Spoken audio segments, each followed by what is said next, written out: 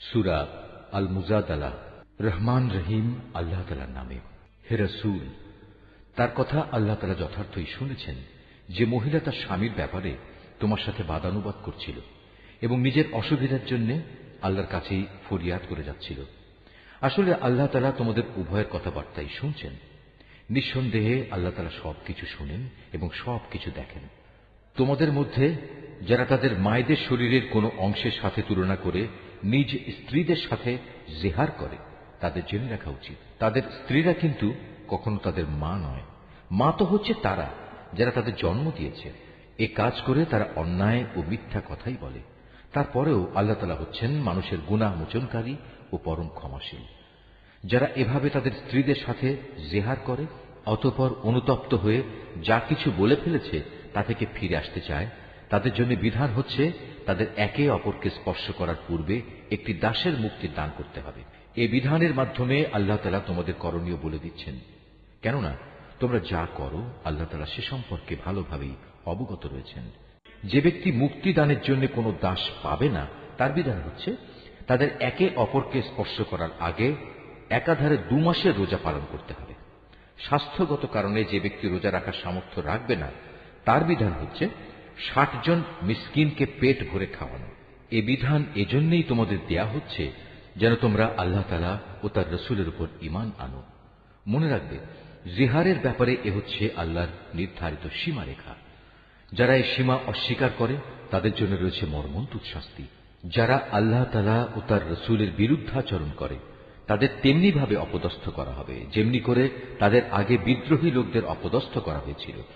আমি তো আমার সুস্পষ্ট আয়াত নাজিল করে দিয়েছি। যারা এসব আয়াত অস্বীকার করে তাদের জন্য অবশ্যই অপমানকর শাস্তি থাকবে। যেদিন আল্লাহ তাআলা এদের সবাইকে পুনরায় জীবন দান করবেন, তখন তাদের সবাইকে তিনি বলে দেবেন তারা কি করে এসেছে। আল্লাহ তাআলা সে কর্মকাণ্ডের পুঙ্খানুপুঙ্খ হিসাব রেখেছেন, অথচ তারা নিজেরা সে কথা ভুলে গেছে। সেদিন আল্লাহ তাআলা নিজেই তাদের সব কয়টি কাজে সাক্ষ্য প্রদান করবেন। তুমি কি কখনো এটা অনুধাবন করো না যে আসমান সমূহ ও জমিনে যা কিছু আছে আল্লাহ তাআলা তা সবই জানেন? কখনো এমন হয় না যে 3 ব্যক্তির মধ্যে কোনো গোপন সলা পরামর্শ হয় এবং সেখানে চতুর্থ হিসেবে আল্লাহ তাআলা উপস্থিত থাকেন না, এবং 5 জনের মধ্যে কোনো গোপন পরামর্শ হয় না যেখানে ষষ্ঠ হিসেবে তিনি থাকেন না। এ সলা পরামর্শকারীদের সংখ্যা তার চাইতে কম হোক কিংবা বেশি, তারা যেখানেই থাক না কেন আল্লাহ তাআলা সব সময়ই তাদের সাথে আছেন। অতঃপর কিয়ামতের দিন আল্লাহ তাআলা তাদের সবাইকে বলে দেবেন তারা কি কাজ করে এসেছে। আল্লাহ তাআলা সর্ববিষয়ে সম্মুখ অবগত রয়েছেন। তুমি কি তাদের লক্ষ্য করনি যাদের আল্লাহ তাআলা ও তার রাসূল সম্পর্কে কোনো গোপন কানাঘুষা করতে নিষেধ করা হয়েছিল, কিন্তু তারা ঠিক তারই পুনরাবৃত্তি করল যা করতে তাদের বারণ করা হয়েছিল।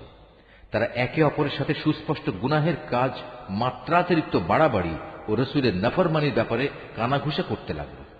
অথচ এরা যখন তোমার সামনে আসে তখন তোমাকে এমন ভাবে অভিবাদন জানায় যা দিয়ে আল্লাহ তাআলাও তোমাকে অভিবাদন জানান না। আর এসব প্রতারণার সময় ওরা মনে মনে বলে, আমরা যা বলছি তার জন্য আল্লাহ তাআলা আমাদের কোনো প্রকার শাস্তি দিচ্ছেন না কেন? তুমি তাদের বলো, জাহান্নামই তাদের শাস্তির জন্যই যথেষ্ট। তার আগুনে পুড়ে তারা দগ্ধ হবে। কত নিকৃষ্ট হবে সেই বাসস্থান। হে ঈমানদার ব্যক্তিরা, তোমরা যখন একে অপরের সাথে গোপনে কোনো কথা বলো তখন কখনো কোনো পাপাচার, সীমালঙ্ঘন ও রাসূলের বিরোধিতা সম্পর্কিত কথা বলো না, বরং গোপনে কিছু বলতে গেলে সেখানে একে অপরকে ভালো কাজ ও আল্লাহকে ভয় করার কথাই বলো। সর্বোপরি সে সর্বময় ক্ষমতার মালিক আল্লাহকে ভয় করো, যার সামনে একদিন তোমাদের সবাইকে সমবেত করা হবে। আসলে এদের গোপন সলা পরামর্শ তো হচ্ছে একটা শয়তানি প্ররোচনা, যার একমাত্র উদ্দেশ্য হচ্ছে ঈমানদার লোকদের কষ্ট দেয়া। অথচ এরা জানে না আল্লাহ তাআলার ইচ্ছা ব্যতি রেখে তারা ঈমানদারদের বিন্দু মাত্র কোনো ক্ষতি সাধন করতে পারবে না। তাই ঈমানদারদের উচিত হামেশা আল্লাহর উপরই নির্ভর করা।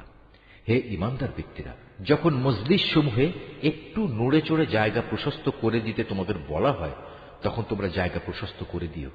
তাহলে আল্লাহ তাআলাও তোমাদের জন্য জান্নাতে এভাবে জায়গা প্রশস্ত করে দেবেন। আবার কখনো যদি জায়গা ছেড়ে উঠে দাঁড়াতে বলা হয় তাহলে উঠে দাঁড়িয়ে যেও।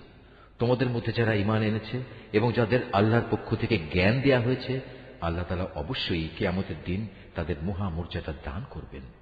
তোমরা যা কিছু করো আল্লাহ তাআলা সে ব্যাপারে পূর্ণ খবর রাখেন। হে ঈমানদার ব্যক্তিরা, তোমরা যদি কখনো রাসূলের সাথে একাকী কোনো কথা বলতে চাও, তাহলে অপ্রয়োজনীয় কথাবার্তা নিয়ন্ত্রিত করার জন্য তোমরা কিছু দান সাদকা আদায় করে নেবে। এটা তোমাদের সবার জন্য মঙ্গলজনক। রাসূলের মজলিসের পরিবেশ ভালো রাখার একটি পবিত্রতম পন্থা। অবশ্য সাদকা আদায় করার মতো তোমরা যদি কিছু না পাও, তাহলে দুশ্চিন্তা করো না, কেননা আল্লাহ তাআলা ক্ষমাশীল ও পরম দয়ালু। তোমরা কি তোমাদের একাকী কথা বলার আগে সাদকা আদায় করার আদেশে ভয় পেয়ে গেলে?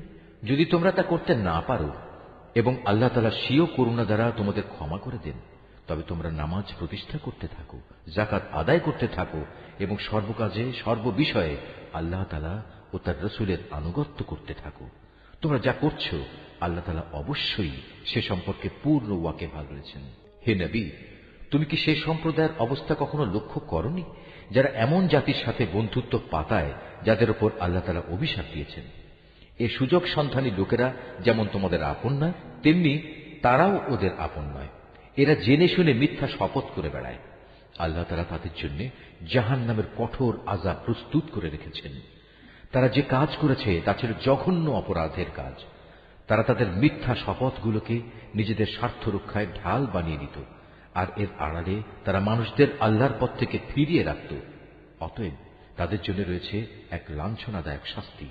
আল্লাহ তাআলার শাস্তির কাছ থেকে তাদের বাঁচানোর জন্য সেদিন তাদের ধন সম্পদ, সন্তান সন্ততি কোনোটাই কোনো কাজে আসবে না। তারা তো দোজখেরই বাসিন্দা, সেখানে তারা চিরকাল অবস্থান করবে। যেদিন আল্লাহ তাআলা তাদের সবাইকে পুনরুজ্জীবিত করবেন, আশ্চর্য, সেদিনও তারা তার সামনে এই মিথ্যা শপথ করে দায়িত্ব মুক্তির চেষ্টা করবে। যেমনি করে তারা আজ স্বার্থ সিদ্ধির জন্য তোমাদের সাথে মিথ্যা শপথ করছে, তারা ভাববে দুনিয়ার মতো সেখানেও বুঝি এর মাধ্যমে কিছু উপকার পাওয়া যাবে। হে রাসূল, তুমি এদের থেকে সাবধান থেকো, এরা মিথ্যাচারী। আসলে শয়তান এদের উপর পুরোপুরি প্রভাব বিস্তার করে নিয়েছে। শয়তান এদের আল্লাহর স্মরণ সম্পূর্ণ ভুলিয়ে দিয়েছে। এরা হচ্ছে শয়তানের দল।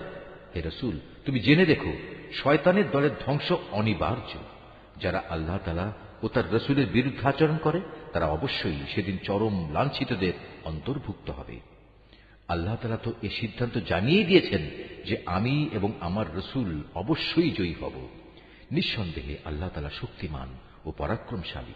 হে রাসূল, আল্লাহ তাআলা ও তার রাসূলের উপর ঈমান এনেছে এমন কোন সম্প্রদায়কে তুমি কখনো পাবে না যে তারা এমন লোকদের ভালোবাসে যারা আল্লাহ তাআলা ও তার রাসূলের বিরুদ্ধাচরণ করে।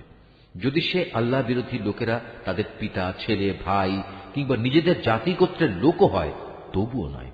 এ আপসহীন ব্যক্তিরাই হচ্ছে সেসব লোক যাদের অন্তরে আল্লাহ তাআলা ঈমানের ফয়সালা এঁকে দিয়েছেন এবং নিজস্ব গায়বী মদদ দিয়ে তিনি এ দুনিয়ায় তাদের শক্তি বৃদ্ধি করেছেন। কিয়ামতের দিন তিনি তাদের এমন এক জান্নাতে প্রবেশ করাবেন যার তলদেশ দিয়ে ঝর্ণাধারা প্রবাহিত হবে। তারা সেখানে চিরকাল থাকবে। সর্বোপরি আল্লাহ তাআলা তাদের উপর প্রসন্ন হবেন এবং তারাও সেদিন তার উপর সন্তুষ্ট হবে। এরাই হচ্ছে আল্লাহ তাআলার নিজস্ব বাহিনী। আর হ্যাঁ, আল্লাহর বাহিনী শেষতক কামিয়াব হয়।